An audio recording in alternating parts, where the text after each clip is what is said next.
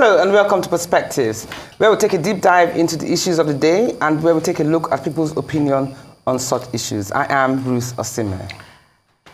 And I am Olatorira Majekodunmi Oniru. Today, we will be discussing social media, the good, the bad, and the ugly. We have a very special show planned, so stay tuned while we get started.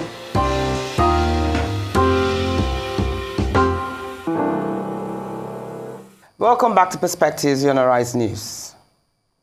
With social media, communication has become more interactive and immediate, which has led to a more connected world on a scale never before possible. Platforms like Instagram, YouTube, Twitter, and TikTok has enabled people to share their thoughts and experiences more with a global audience in real time and receive instant feedback. But even though social media can have a useful impact on lives, oftentimes people forget that with the positive comes a negative. Like most things, there's the good, the bad, and the ugly. In a world where Kim Kardashian's big booty can break the internet, self-obsession has now become a must-have, as notoriety is no longer reserved for the famous. In terms of imagery, studies have also shown that social media often presents a distorted view of reality, with people presenting only their best selves and creating unrealistic expectations for others. Then there's also the issue of fake news. The difference between trustworthy and untrustworthy news on public forums has become a frequently discussed and occasionally volatile topic over the last few years. Is the information always from a trusted source? Not always. There's also cyberbullying, made worse as trolling and bullying accounts gives everyone rights to anonymity. Complete strangers can also fall into a mob mentality by contributing and amplifying the bullying. In conclusion, social media has had a profound negative and positive impact in society, transforming the way we communicate, share information, and consume media. Very well said. Yes, indeed. There are over 4 billion active social media accounts, with the industry's cumulative advertising revenue exceeding $50 billion annually. There are also over 1 million books and over 500 million articles written about social media. Majority of social media's active users pick up their phones over 50 times daily. Social media is addictive, but first, the usefulness of social media cannot be undermined easily. Many great causes were funded through social media. Many of today's global movements were propelled by social media. Many emergencies were rescued and lives saved through social media. Many lives, indeed, have been changed with the rise of various digital platforms. With everything in life that has some benefits, there are also side effects, especially with overconsumption.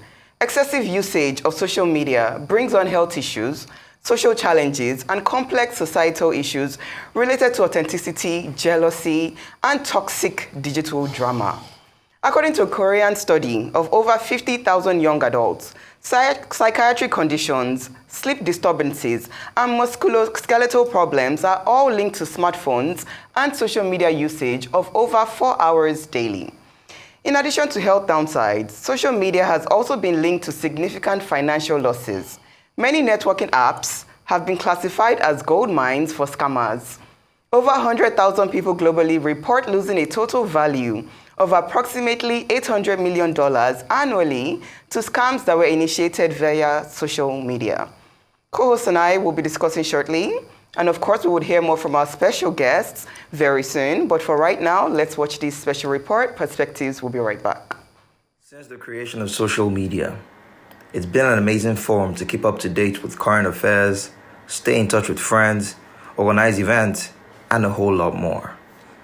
For example, scrolling through platforms like Instagram, you are being bombarded with comedy skits, skincare products, and routines. Various posts by influencers on their lifestyles, perfectly sculpted bodies, and the list is endless.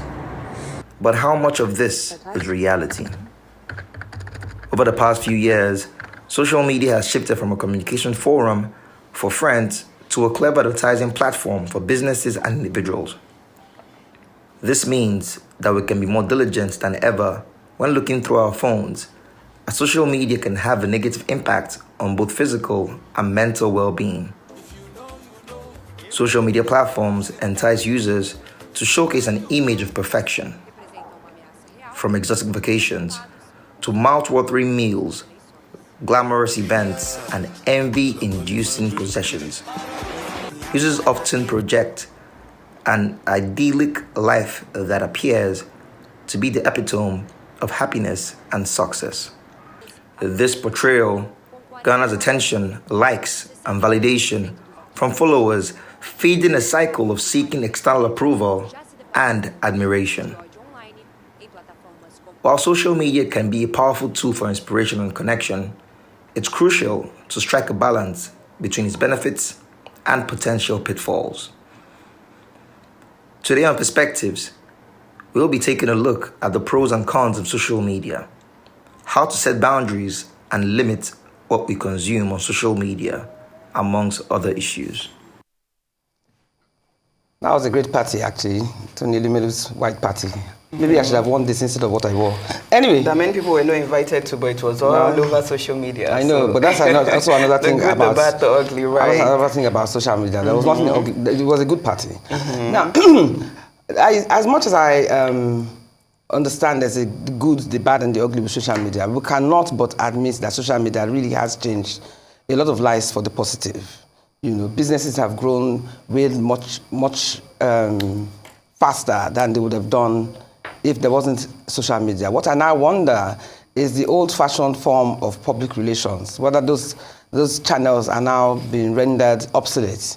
Because everything you want to do now, once you get onto social media, you can get the right audience that you want. So it has its advantages. What, for me, is the most painful about social media, the most painful negative, which I'm hoping that the guests will come and discuss with us, is the issue of cyberbullying.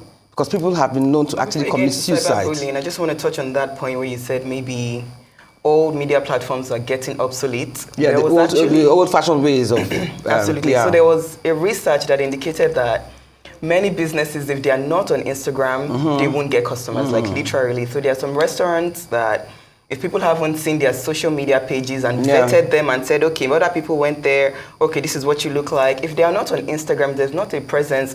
If they heard it from someone else, you know, word of mouth, or they saw it in a newspaper, once the first thing they want to do to go on the think page. about going there is to go on their social media page and say, okay, here is where I'm going to make my decision. It's like even somebody tells you, this person makes nice hats, or this person makes great designs, or this person makes beautiful cakes. You want to go on instantly onto the Instagram angle. Exactly. So whether we like it or not, it is a presence that makes an impact. And it has made websites even more absolute. Like people are not going to websites as much as they're going to the social media pages. Okay. But I mean, anyway, the guests are here today. We have to talk about the pros, the cons, the ugly side, the good side. Right. You know, like with every, that cyberbullying thing really gets to me. Right. But trolling and all of that. Exactly. But anyway, we're heading for a short break. But stay with us because we'll be right back to introduce our stars of the day.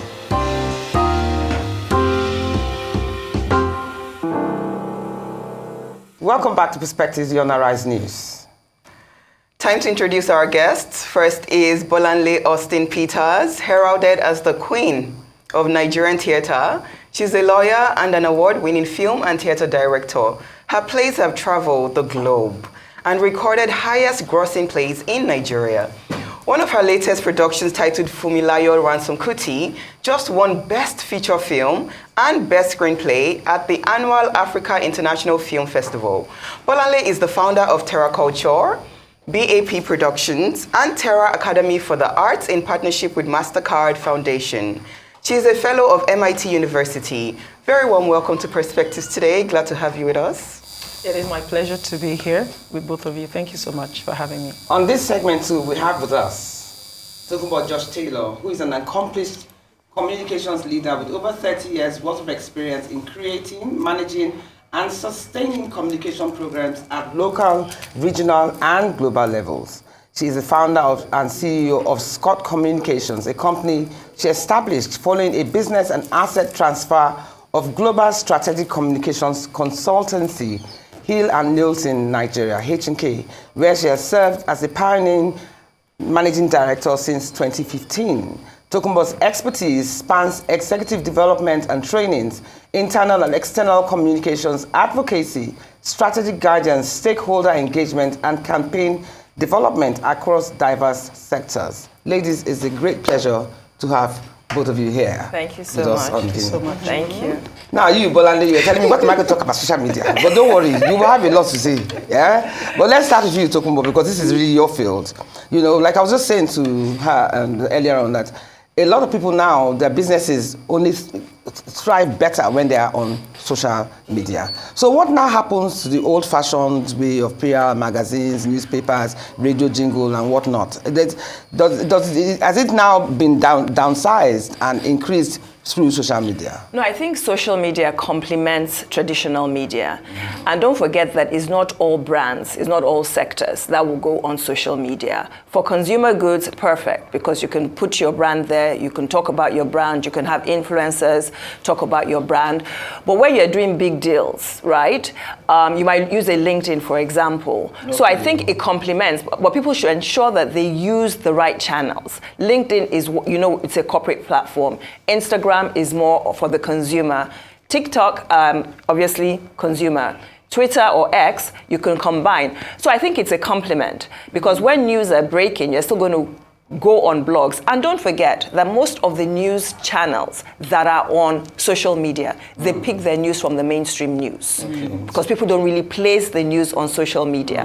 Which mainstream traditional media platforms would you say are competing or complementing the digital platforms? So where would people also go to spend advertising money? Look at all the blogs, for example, Pulse NG, Nairametrics. Okay. They have their blogs, but they also have their social media platform. So whatever they put on their blog during the day, the news also comes onto their social media what about platform. the traditional ones before the digital phase? Which ones are still getting advertising spend?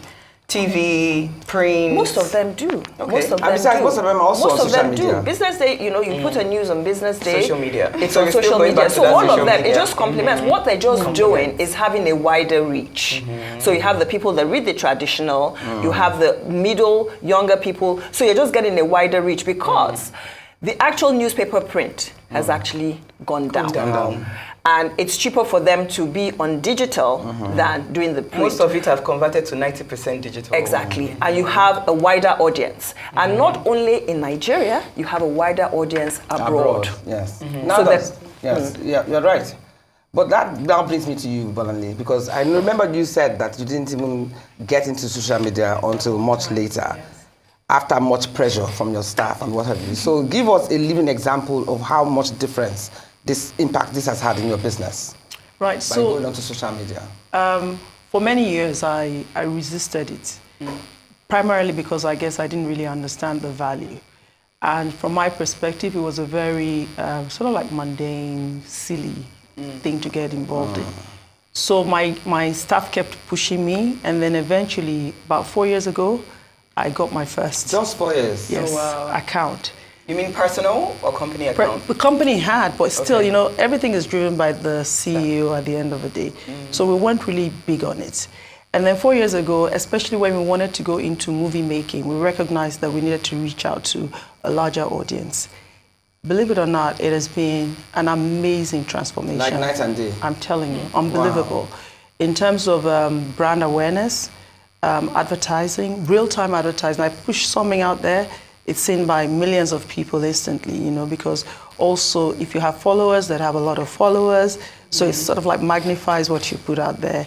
And also customer engagement and consumer engagement. Now, I actually have relationships that I've developed online simply because now when I post, they engage with me. And think about it, in reality, you can't really reach out to all the people that come to Terra Culture or to BAP Productions, like you were saying, and the lady out there. You come, but I can't really engage. But because of social media now, I have the ability to engage with you from time to time because we're all online together. So I've made new friends, new consumers, new customers, etc. Simply because now we're on social media. I love that. So you just gave us the real, truthful benefits. Yes. So now the good, the bad, and the ugly. We've gotten the good. Yeah. What would you say are your ugly points? First is you have to be very open to the fact that you're going to become vulnerable. And I guess that's why a lot of us are scared of it. There are a lot of people who go out there to spread false rumors. You don't want to have strangers in your life, especially when you're brought up the way we were brought up, which was that to be guarded and to also live a very conservative life. We tend to see a lot more showiness.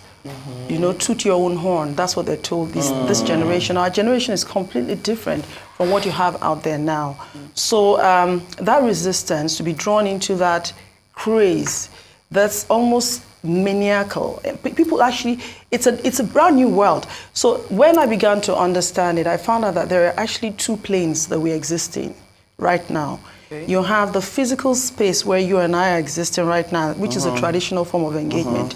The social media space is a world on its own. And some people, sadly, which is the ugly side of it, have made it their permanent space of domain. So therefore, they don't come into the real world anymore and don't understand that a lot of the things out there could be false. And in this existence, a lot of people have been led astray, believing that all what they see is real, but it's not always the reality. Now, Deception. Speaking of which you just said, there's also this thing called cancel culture, which I found out. I think I was discussing that with you.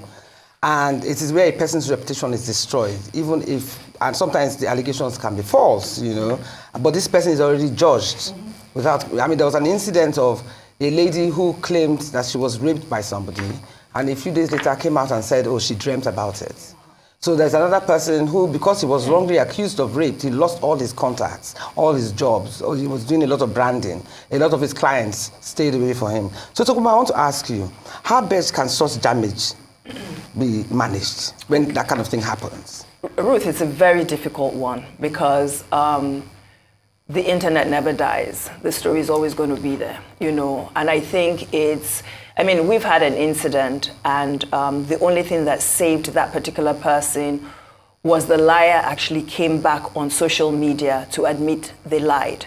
Because it's very difficult. Once a story goes out, you know, we believe the first thing we see. You might not see the retraction. You'll just see the first story. So you just have to, for brands, it's a bit different because you can have influencers talk about what you're doing, come out, talk about what you've achieved, talk about your organization, that you've been upright, you've done the right things. But for individuals, it's very... But that must be very painful. I mean, can you sue? You would have to sue because I think, look, there's going to be, who is responsible? I think the platforms are responsible. Exactly. They need to be able to vet certain things that come on their platforms. So who do you sue, the platforms or the corporates? You have to actually probably first of all sue the individuals because the platform is freedom of voice now. So the platform, you can put anything on any platform. So look at, was it Kevin Hart? It was supposed to be on Oscars, right? And he had made a comment 10 years before on social, a homophobic comment. Oh my 10 God. years before. 2 days, it was going to be the first black person to host the Oscars. 2 days before, they said he could not do it because a decade ago, he had mentioned something homophobic, just commenting on how he would feel if his child was gay. And that just shut the whole thing down, you know, because they just branded him as being homophobic. Wow. But even talking about the cancel culture, I want to ask both of you, there are some things you see on social media. You know, you were saying that sometimes something is posted, nobody's interested in the post, people are more interested in the comments.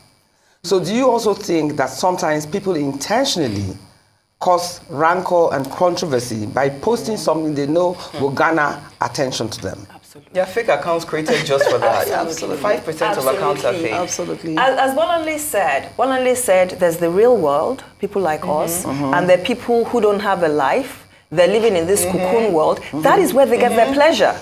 They are reading those comments every single day. That's their job. They wake up in the morning, they sleep at night. You know, it's a full-time job. It's a full-time job. That's why people create multiple accounts. So you have to check especially on Instagram. Go on the account. You might see Tokunbo George Taylor today.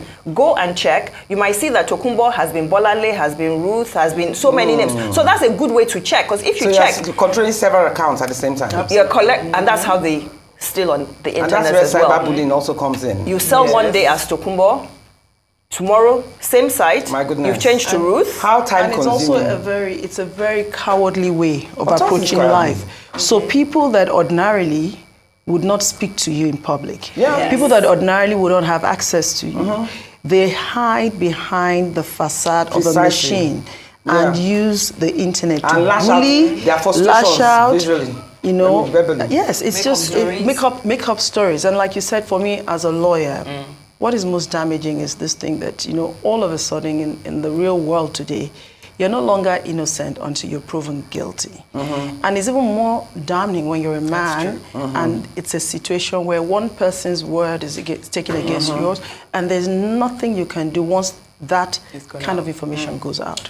So we have to understand that responsible parenting and also advising everybody that before you put anything out to destroy somebody else's character, you better be sure it's but these are faceless, frustrated people. Yes. So I like to balance out to issues that we're discussing with the Nigerian factors. Yes. So we know that there are many Nigerians out there that go to school and graduate and no job, no unemployment, so they are left to, you know, certain mental conditions, depression, anxiety, whatnot. At the same time, there's also very high poverty. It's been said that when Nigerians have 1,000 naira, there are two things on their mind: food and data.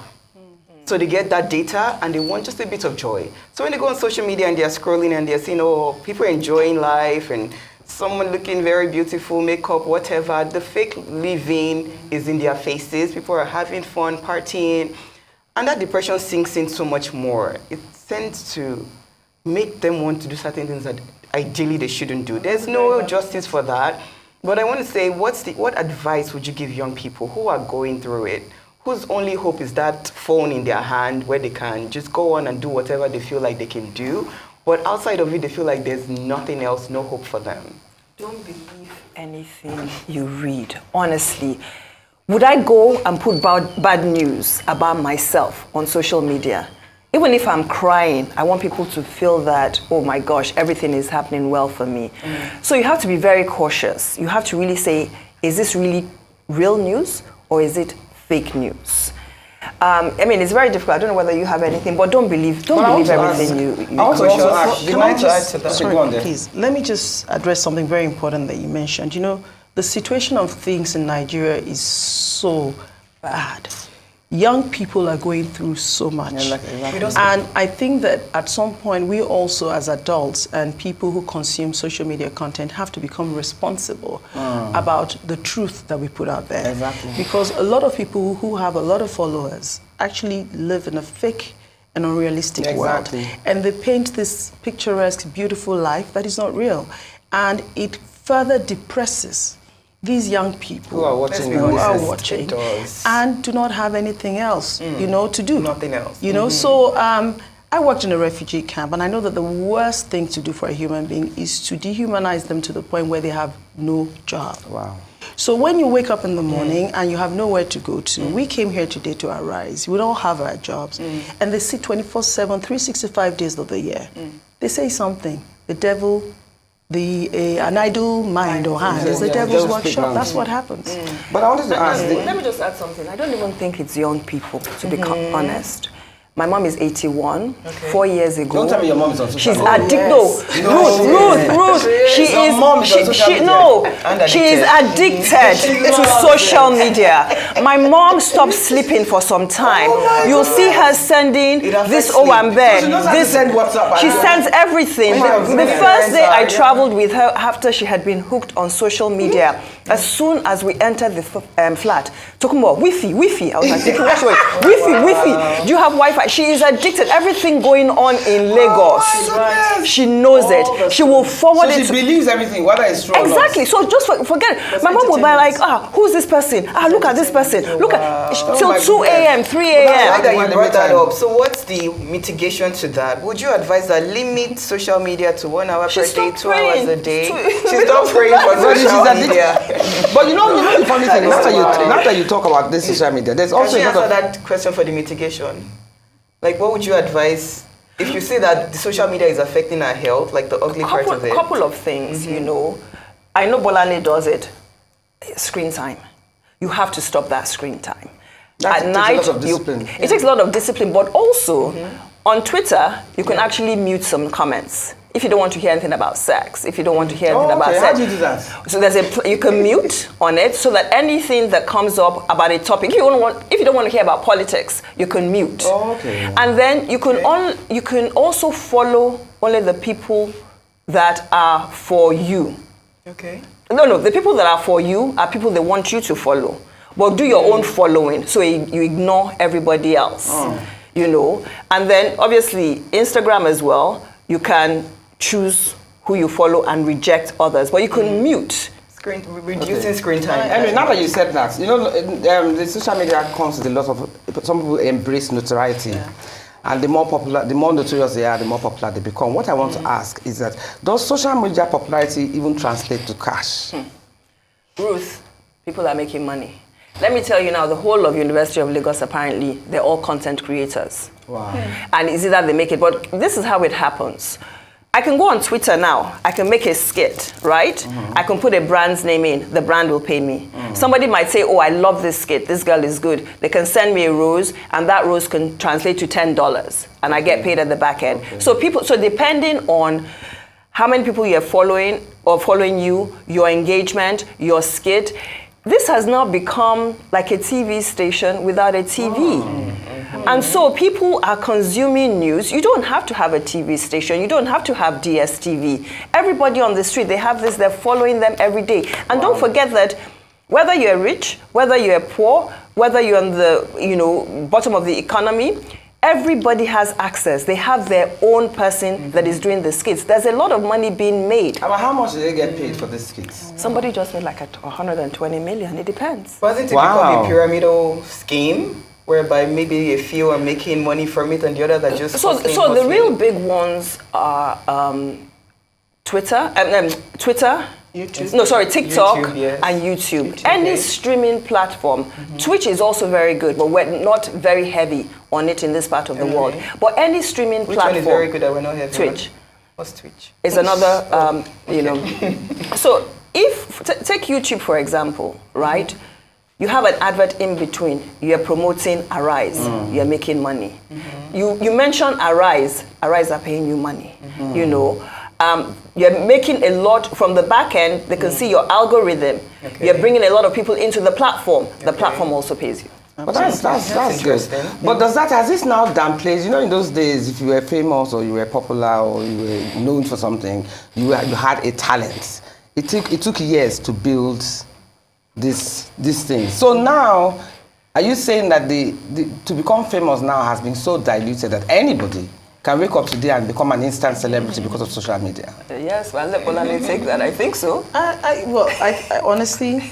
And aside from that, is there longevity? What's the probability of their staying power? I think the truth of the matter is traditional businesses and jobs are changing. Yeah. When Tokunbo mentions that University of Lagos, people are doing this, it's because there are very few offices and jobs that can employ these young people. So this is an avenue whereby people can actually start a career without being employed by somebody else. So it's very positive to that extent. In addition to that is that you acquire a lot of technical and online skills, which is fantastic, for these days. Being famous has become a currency.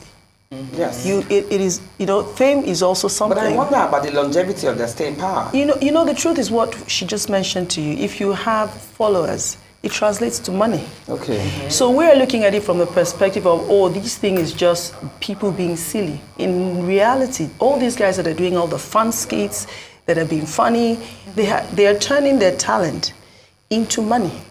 And if you see the numbers that they are realizing, it's incredible. So not everybody is going to be a billionaire from that, but a lot of them will get enough to sustain themselves on a daily basis. Good to know that you can get... and I think that if we recognize that this thing is actually a money-making venture in a situation where a lot of people cannot get jobs, then we recognize that it's not so bad. However, the nature of the content that you put out there is what I think that you were alluding to. What is the quality of the content that we're consuming? It is understood that in Nigeria, we're dumbing down on our children because a lot of countries have controls. Yeah, let's talk about that. There's a kind of content that you will not be allowed to post in certain places, in China, etc., etc. So, but why don't we have that here? We have to have some form of control. Banning everything is not an option. No, it's not but I think that there has to be some form of regulation as to, you know, you cannot generally just abuse and malign characters, you know, so there has to be some form of control that has to come in. Even aside from the abuse and malign of characters, I'm going to ask you about that. But first and foremost, I mean, we've seen sex tapes. Yeah. That people, for some reason, height of passion, recorded. I don't see the logic in that, but it happens. Now, when somebody has been attacked through social media, and that tape has been released, is there no regulatory body that can control these things? Is it referring to revenge release, or when you release however, it I might have slept with, or somebody might have slept with somebody in the height of passion and whatever, as fun, and then the person now brings it out. It might not necessarily even be revenge release. It might be somebody in a position of power. They want to use it to blackmail you. Maybe they've tried. I mean, there was a minister in Kenya recently. I don't know whether you saw that. And they showed her, having sex. Wow. And the dress she wore during that act, they showed it when she wore it for another event to show that it was the same person. So are there no regulatory bodies, even when it comes to cyberbullying as well, are there no regulatory bodies put in place to cross-check this? I don't think there are any regulatory bodies at the Shouldn't moment. there be? It's a good well, you see, it's a balance between the owner of the platform, what they allow on their platform, and the regulators, what should be shown in certain parts of the world.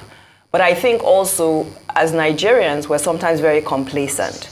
When something like that happens, we don't follow through on the court situation. And people just feel they're embarrassed, they don't want to talk about it. But I think once you start suing people I think that's very that put you out there without your knowledge, even from some of my friends, I don't start suing the person that posted. Yes. Not the platform that carried it. It would deter anybody else. Can you sue the platform? There are some you can't, because it's freedom of speech. I'm posting you on my platform. It's my platform. I can post anything I want on my platform. But there should be some kind of rules on nudity, what should be posted and what should be posted. I mean, Instagram sometimes. Instagram. I think Twitter, you have to be over 18 to see it. Yes, they take things down. The platforms, they take it down. They take there it are down. some things that if but there's some that's still so much on Twitter. You see some on Instagram. Yes, but typically you can report and it will be taken down. It's a process. Who do you report to? Instagram. There is a channel for that. They have what's it called? A review, community content reviewers. All the platform have content reviewers. They review. That's why you see that they've suddenly taken a post down. But there's too much content that the content reviewers are not even enough to review all the content being put up. But they're using artificial intelligence these days to try to sift through. Okay, so how do you, because you were talking about cyberbullying, Bolande. Yes. There are children who have almost been suicidal because of cyberbullying. Especially when they have this mob mentality. Like you said, faceless characters, frustrated, they can't stand you for one reason or the other. They now decide, this is the opportunity. And then they shoot. One person abuses you and then 20 others now follow. Now, if you're not a very confident person, and I'm even talking about young people, for instance, who are still very vulnerable, they're not emotionally intelligent or mature to handle it. It is suicidal. So how do parents, as parents, how do you approach this kind of thing if you know of a situation like that? Do you know, I feel that, honestly, there needs to be a lot of education. And it's the same with a lot of topics in Nigeria that we don't talk about. These things need to be taught in schools. Exactly. It has to become part of our curriculum. This is the new age. What is going on, what is allowed, how to handle these things. Nobody's teaching anybody. But out of the school, That's a very good point. Out of the school domain, the house, the parents are the next point of influence. Parents need to be involved in the lives of their children. And I do know for a fact that my daughter wasn't allowed to be on social media till she was 15 and she was in Cheltenham Ladies College. I refused to allow her, even though she was in England. I said, Tamilayo, when you're 15, you will join. And I think she owned her first Facebook account at maybe 16, 17, right? At least there was some level of maturity. Now, I know the difference between her and my son who joined earlier, because they tend to consume everything like we said earlier. But mitigating factors or mitigating things that we all can do, apart from being present in the lives of our children, is the little things that Tokunbo said. Someone like me, we have to understand that our mental abilities and our ability to control things is different. The way you will program things. I had a friend who told me that once she hears her phone ring, she has heart palpitations. Really? Yes, that's the physiology. Her body is different. And the way people process information is also different. So I recognize that I have an addictive streak. So when I join, when it comes to our phones. so when I go to on social media, you know what I do? Like she told you, I have a screen time. For Instagram, I have 2 hours a day. You can program it on your phone. And guess what I do? Every Sunday night, I delete Instagram from my phone, the app. I bring it back Friday night. These are little things that nobody taught me. I just thought to myself, I'm busy, I need to focus. I don't have time for everybody dropping their lives into my life. I need to cut it off. So there are little things that you all can sit and say to your children, you know what? Maybe you don't want to be on social media till you're at this age. Maybe by 10 p.m. at night you cut off because your phone can't do that for you. And maybe you want to take up these apps at certain times of your day. That's so so they that you can have control themselves. Because you also have, I've heard of instances where people disguise themselves to be much younger than they are, and they are predators on young underage children. I mean, there have been times abroad where the police have set them up and they've gotten arrested. Do you think that kind of thing would happen in Nigeria? In Nigeria, I mean, why don't you just make all these laws? We have laws in Nigeria. Yeah, you but know I mean, that. imagine if somebody is pretending to be 15 years old, meanwhile he's a 40-year-old man who's been talking to your daughter who is 15 or 16. I think it's not restricted to anywhere. It can happen anywhere. It's just, it's the end goal. Yeah, what but do they people want have to been achieve? arrested. Can it ever happen in Nigeria?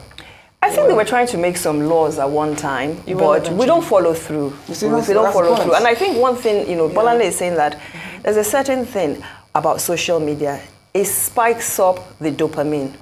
So you're craving, you want more, you want more, you want more. It's an addiction. So, let's say I want to buy a teddy bear today. The next minute, I'm seeing all sorts of teddy bear on my screen, and I'm just looking. It's, you just want more. It never stops. I, for instance, I left Facebook probably like 12 years ago. Oh, wow. And people keep telling me there are some accounts that say I'm not on Facebook. I have not been on Facebook for 12 years and have no plans to go back. I didn't miss it at all because the addiction that's a very important point. deep. Can we ask ourselves, what did we do before these things happened? Exactly. We But were anyway, okay. before you answer that question, And we're forgetting what's up.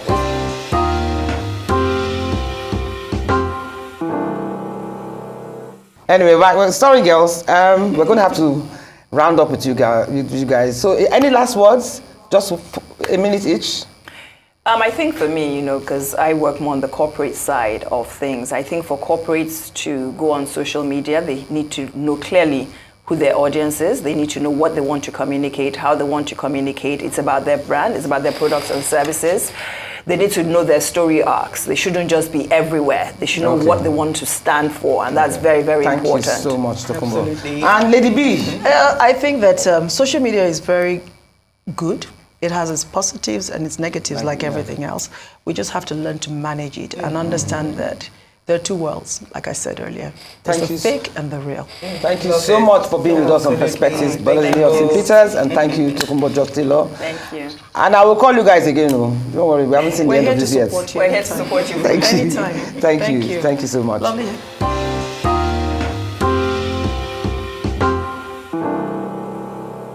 Welcome back to Perspectives here on Arise News.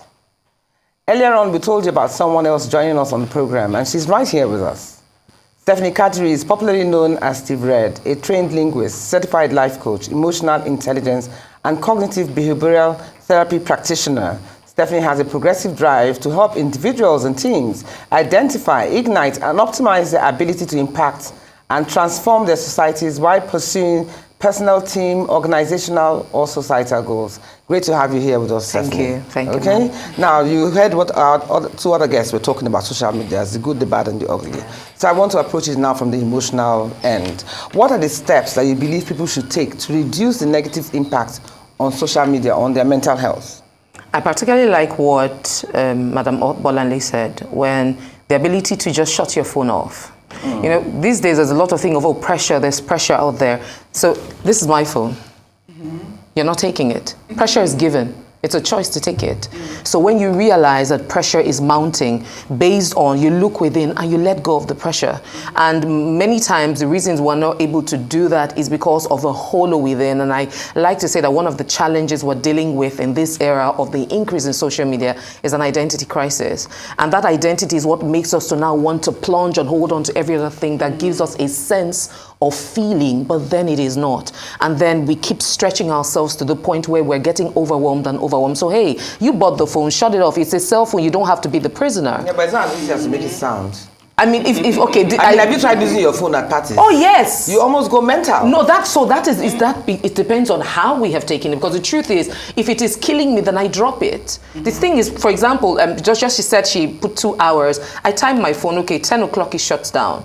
Right, so there are times where you just say this 10 o'clock, you remove it because you want to press a bit, but then you choose. It's still up to choice. We have the power of choice. You say that, but there are also people, like you said earlier on, about people who they have 1,000 naira, half of it is to buy data, the other half is to buy food. That means it's priority. It's based on what we have prioritized. No, it's not about the question of priority. The only way they can escape their reality is to sink in.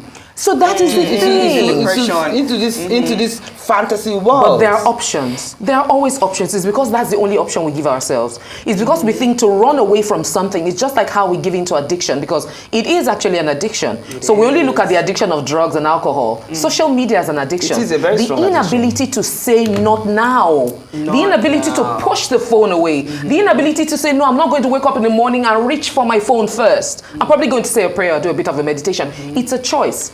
And I think over time we have broken our ability to choose, because the human mind is powerful. And one of the greatest gifts that I believe God gave us is the power of choice, to choose. Absolutely. Well, when you don't have anything to do all day. Right, there's a big addiction to social media. It's an addiction. And this is part of why I don't let my children have phones. I don't know when that would happen, but I'm scared of them getting addicted to it, the way the world has gotten addicted to it.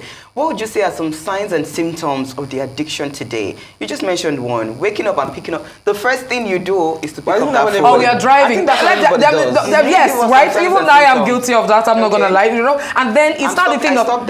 so I pick and then I drop. And so you don't pick up your phone when you wake up in the morning? I used to do that. I will not lie that I'm guilty of that.